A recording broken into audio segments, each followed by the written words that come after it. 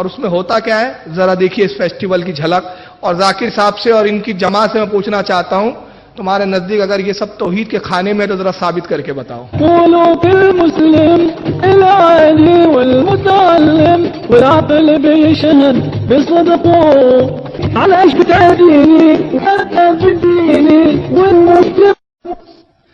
आपने देखा, मैंने कुछ झलकियां दिखाई, गैरों का की नकल कर रहे हैं उसमें, तब भी तौहीद बाकी।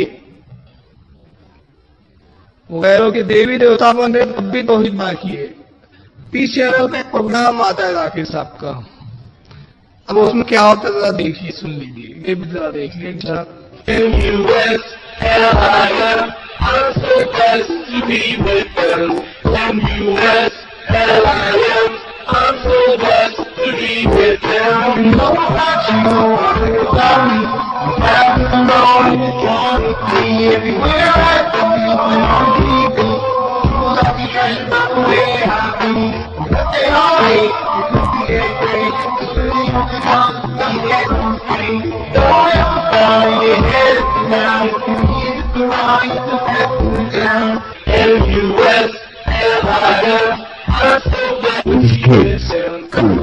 साढ़े 7 बजे इंडिया में और शाम 5 बजे सऊदी अरेबिया में फीसदी उर्दू पर।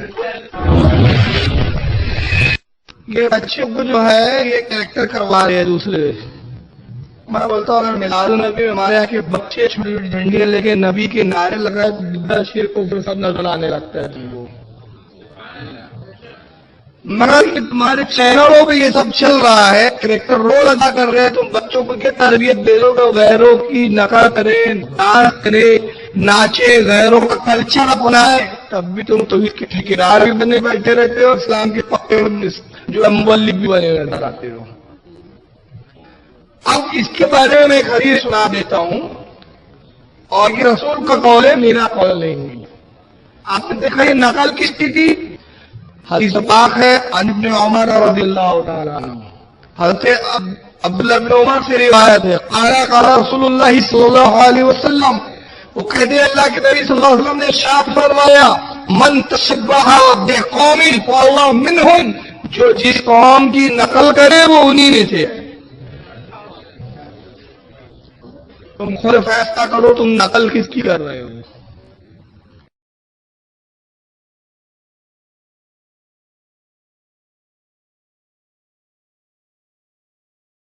जाकिर नाइक पाक साफ है, तो भाग क्यों गए? ये बात हो गई, वो भाग क्यों गए? जो हिंदुस्तान आते, यहाँ रहते, सामना करते, टीवी पे बैठते, इंटरव्यू देते, सवालों के जवाब देते, और वो तो बोलने के माहिर है ना, बोल के चुप करा देते सबको। हाँ, क्यों नहीं जवाब देते? मैं जानता हूं आपकी बोलने की बड़ी इच्छा है, इसलिए आप दूसरे को भी ना सुन के खुद ही बोलते जा रहे हैं। तो सर यही बता दीजिए कि अगर जाकिर नाइक हिंदुस्तान के इतना भला चाहने वाले थे, तो क्यों उन पे यह आरोप है कि वो लोगों का धर्म बदल के उनको ISIS में भर्ती करने की तरफ बढ़ा रहे थे?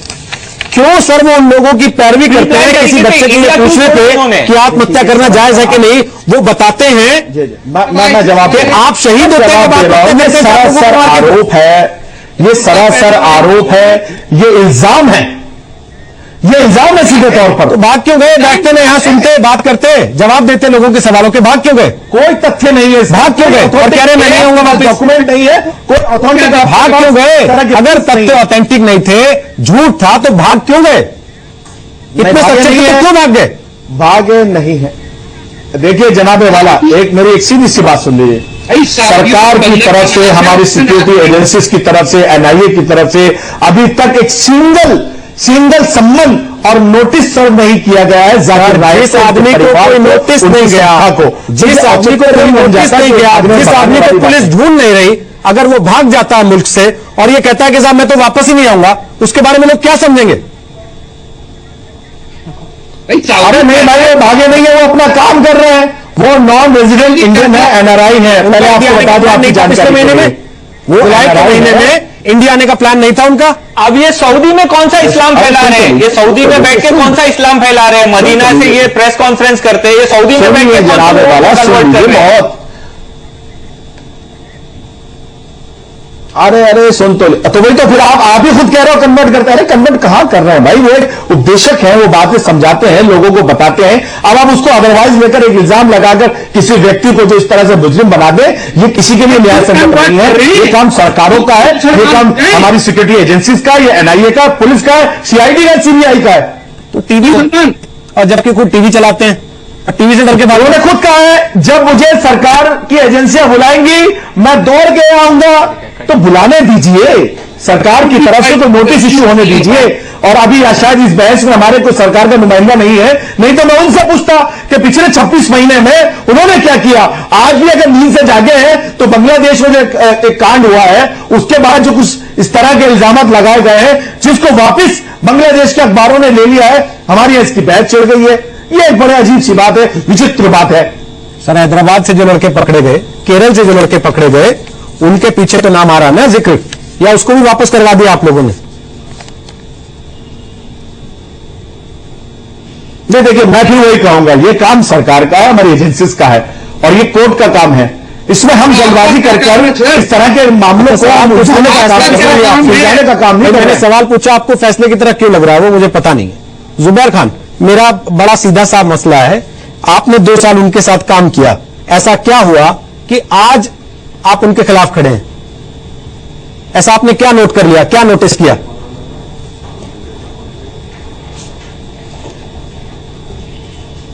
जुबैर, मुझे सुन पा रहे हैं आप?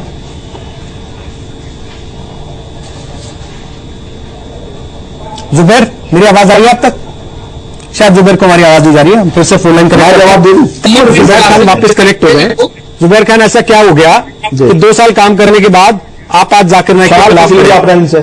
ऐसा क्या आपके हाथ आ गया? क्या आपने देख लिया या क्या आपने महसूस किया?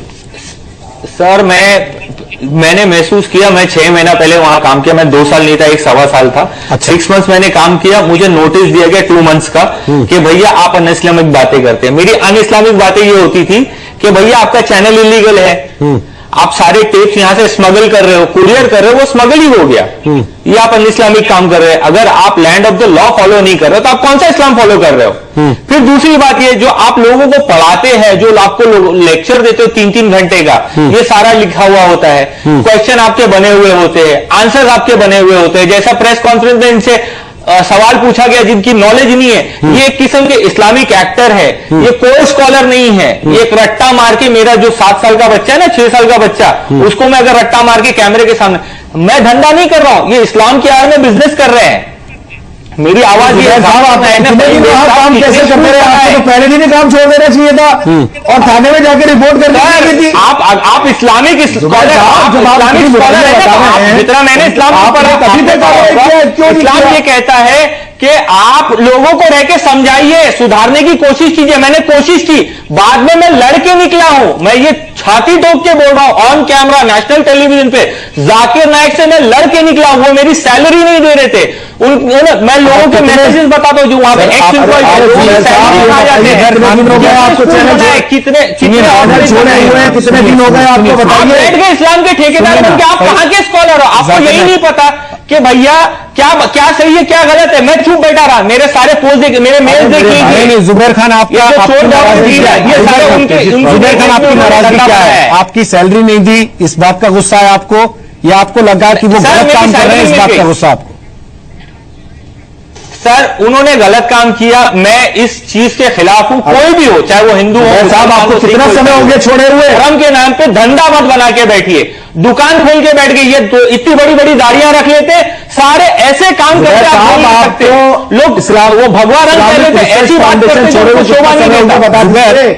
जुबैर, एक आखिरी चीज आपसे पूछ रहा हूं, क्या आपको लगता है इस्लामिक रिसर्च में इस्लामिक रास्कल फाउंडेशन है, अन इस्लामिक, वहां पर सर्टिफिकेट लेके बैठे हुए हैं, आप जाननामी, आप जाननामी, आप जाननामी, आप जन्नती, जिसने जाकिर नायक की, अब जाकिर नायक जो है ना, अब मोदी सर, जुबैर आपसे, मैं बीजेपी आरएसएस का आदमी हो गया। जुबैर, मैं आखिरी चीज आपसे जो बातें आ रही हैं कन्वर्जन को लेकर, धर्म परिवर्तन को लेकर, कितने टाइम, क्या आपको लगता है, ये बताइए, क्या आपको लगता है जुबैर की कुछ ना कुछ है? सर, कन्वर्जन करवाते धर्म परिवर्तन में? सर, ये ढोंग है सर। 90% लोग जो है ना ऑन कैमरा झूठा शहादा देते हैं। 90% लोग ये इनके खुद होते हैं जो 2 साल पहले किसी ने इस्लाम कबूल किया है, 6 महीना पहले इस्लाम कबूल किया। जाकिर नाइक ये कैमरे के सामने बुलवाते हैं और ये सीडी सारी गल्फ कंट्रीज में जाती, जहां से इनको भीख के पैसे आते, जो गरीबों का हक होता है। जाकिर नाइक जैसे लोग और ऐसे जो स्कॉलर बन के बैठे थे ना, ऐसे लोग खा जाते हैं गरीबों का पैसा।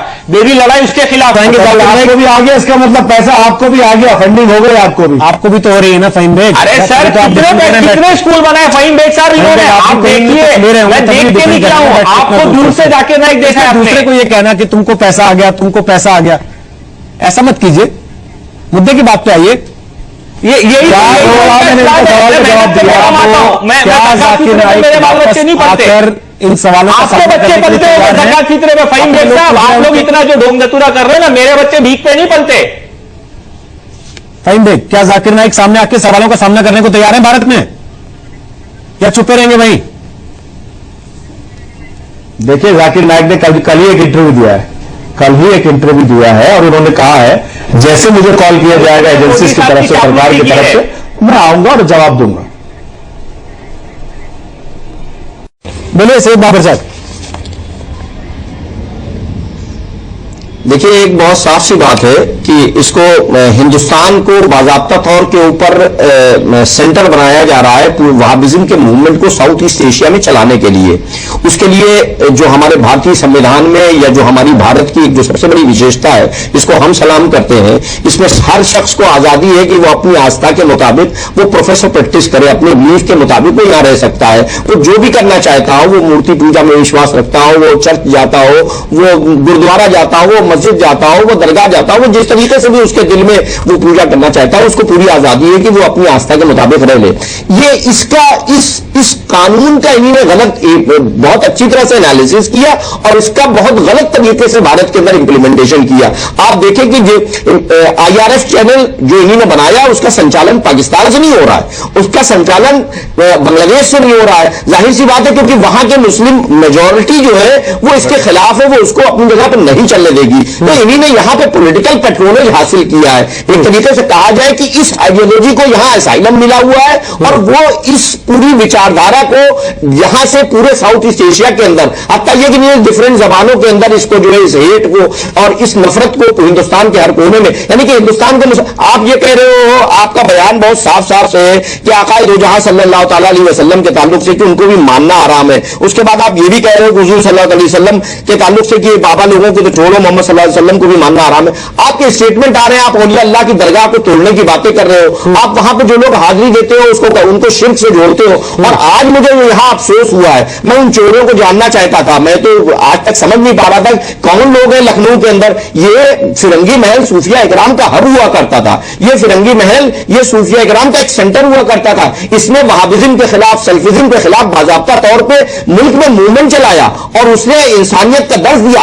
आज अफसोस की बात है कि मैं देख रहा हूं कि उस फिरंगी महल से जो है वहाबियत और एक्सट्रीमिज्म को प्रमोट करने और उसको समर्थन देने के लिए लोग बैठे हुए हैं। और जहां तक सवाल है, हिंदुस्तान को देखना होगा कि यहां के ऊपर बाज़ाब्ता तौर के ऊपर कानून का सहारा लेके और इस बात को देखते हुए कि यहां पे रोकना बहुत मुश्किल है और मेजॉरिटी जो लोग ताकत में बैठे हुए हैं, जो प्रशासन में बैठे हुए हैं, जो ब्यूरोक्रेटिक सिस्टम में, जो पॉलिटिकल सिस्टम है, वो इस कॉम्प्लेक्स को समझ नहीं पा रहे हैं। ठीक है, इसमें है क्या, ये इस्लाम में किस तरीके से ये मिस इंटरप्रेट करके कैसे ये जिहाद, इसीलिए तो आप सबको बुलाया ना, इस्तेमाल करके लोगों को बाबर अशरफ साहब, इसीलिए आप सबको बुलाया ना कि लोग समझ ही नहीं पा रहे। कम से कम आप लोगों के जरिए समझने की कोशिश तो करें।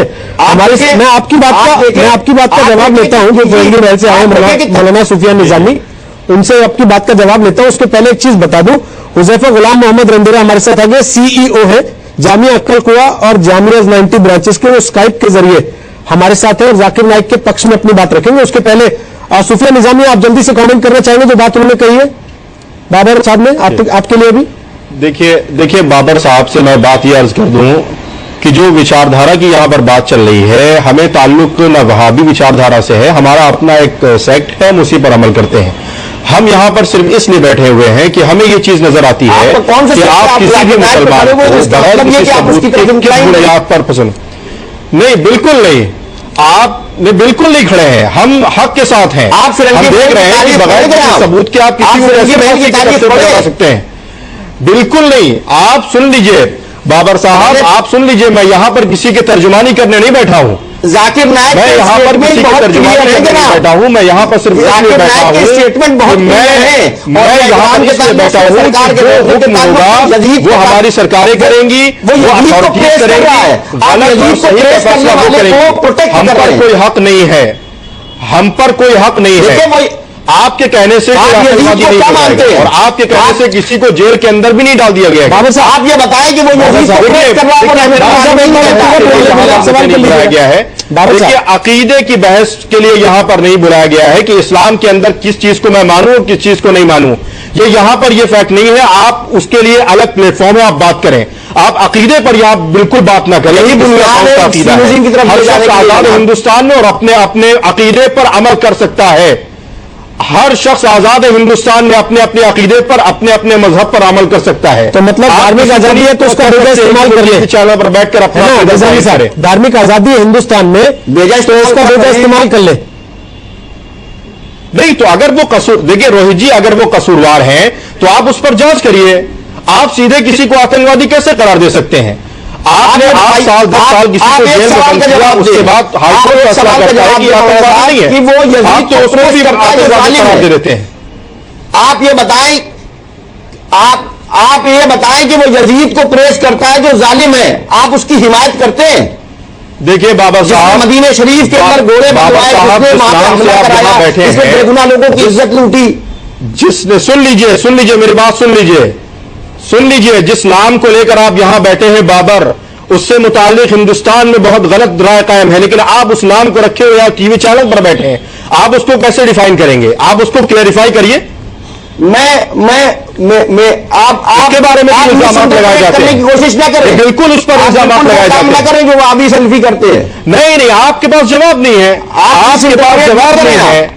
आपके मुताबिक कोई गलत नहीं होगा, ना मेरे मुताबिक कोई गलत सही होगा। जो चीज सही होगी उसको मैं सही कहूंगा और जो चीज गलत होगी मैं उसको गलत आपसे कि वो यजीद को प्रेस करता है, आप क्या कहते हैं? किस तरीके से उसको मेरा सवाल बड़ा सीधा, मैंने भी आपसे सवाल लेके जाए, मैंने भी आपसे सवाल किया है कि बड़ी बहस है ऑलरेडी, बाबर के नाम पे बड़ी बहस है, जिस दिन होगा उस दिन फिर आप दोनों को बुला लूंगा जी। लेकिन फिलहाल मेरा सवाल यह है, आप कह रहे हैं कि सबको अपना अपना मानने की छूट है, में बाबर का नाम रखने की पाबंदी है, सबको अपना अपना मानने की छूट है। मैं हुज़ैफा गुलाम मोहम्मद रंधीरा आपसे पूछता हूं ये सवाल, सबको अपना अपना मानने की छूट है, धर्म अपना अपना प्रचार करने की छूट है, लेकिन क्या इस आजादी का जो बेजा इस्तेमाल नहीं हो रहा है क्या? बातों से भटकाओ। बाबर साहब प्लीज बीच में ना बोले, अच्छा नहीं लगता, दूसरे व्यक्ति की बात भी सुनाई देनी चाहिए। आपके पास जवाब नहीं है साहब। ठीक मौलाना, आ रहा हूं वापस, बोलिए रंधीरा साहब बोलिए। हाँ, सबसे पहले तो मैं कल से आपका जो प्रोग्राम है इसको मैं देख रहा हूँ, तो सबसे पहले तो मेरी गुजारिश है तमाम अहबाब से जो यहाँ पर है कि वो इस बात को समझे कि पूरी दुनिया पे टेलीविजन पर देख रही है, तो हमें किस अंदाज में बात करनी चाहिए, किस अंदाज में पैगाम पहुंचाना चाहिए। अगर इस तरीके से हम लोग भी टेलीविजन पर आकर पढ़े लिखे होने के बावजूद, रोशन ख्याल होने के बावजूद, स्कॉलर होने के बावजूद अगर हम इस तरीके से बहस करते हैं जैसे आम आदमी झगड़ा करता है, तो मैं समझता हूं कि ये बिल्कुल मुनासिब नहीं है। तो सबसे पहले तो रिक्वेस्ट ये है कि हर एक जरा हुदूद में रहकर बात करें और अपने आपको जिससे इख्तिलाफ है आप अपनी इख्तिलाफी बात को दलील के साथ बयान करें, एक बात। दूसरी बात यह कि जो मसला बयान किया जा रहा है इस वक्त दुनिया, इंसानियत, पूरी दुनिया में इंसानियत सिसक रही है। कत्ल व गारतगिरी, टेररिज्म, दहशतगर्दी। अब हमको असल तो ये जानना है कि इसकी जड़ें कहां पर है, कौन है जो डिवाइड एंड रूल के ऊपर अमल कर रहा है, कौन है जो इन तमाम संगठनों का ताउन कर रहा है। हम यहां पर इस बहस में पड़ गए हैं कि वहाबी है और ये है और वो है, सरासर ये गलत बात है। जाहिर सी बात है कि कोई अपने मुल्क में इस तरीके की वारदात के लिए कैसे तैयार होगा, मेरी तो समझ में बात नहीं आ रही है। और रह गया इस्लाम का अपना मसलक, तो इस्लाम तो इंसान क्या जानवर को भी, यहां तक कि नबी करीम सल्लल्लाहु अलैहि वसल्लम ने जब कुछ लोगों को देखा कि वो चींटियों को मार रहे हैं, उनको जला रहे हैं, तो आपने मना किया उसे। और इस्लाम का जो नजरिया जिहाद इस वक्त दुनिया के अंदर में जिसको प्रोपेगेंडे के जरिए से बदनाम किया जा रहा है, असल में समझने की जरूरत है कि इस्लाम का नजरिया जिहाद क्या है। इस्लाम किन हालात के अंदर में जिहाद का हुक्म देता है, इस्लाम जिहाद में किन शराइत और किन चीजों का लिहाज करने को मुसलमान पर लाजिम करार देता है। जो लोग उन चीजों की रियायत नहीं करते, जाहिर सी बात है कि उसको जिहाद कहा ही नहीं जा सकता है। इसलिए सबसे पहले तो हम लोगों के सामने क्लियर करें कि इस्लाम का नजरिए जिहाद, सीधी सी बात यह है कि इस्लाम अव्वलन तो किसी भी मासूम लोगों को कत्ल करने को जायज नहीं करार देता है। बच्चों को कत्ल करने से मना किया, औरतों को कत्ल करने से मना किया, बूढ़ों को कत्ल करने से मना किया। इस्लाम ने किसी की इबादतगाह के ऊपर हमला करने से मना किया। इस्लाम पे लेक्चर की जरूरत नहीं है, इस्लाम क्या है, लेक्चर की जरूरत नहीं है, क्या सिखाता है, पूरी बातचीत तो जिहाद क्या है, जिहाद होना चाहिए कि नहीं होना चाहिए,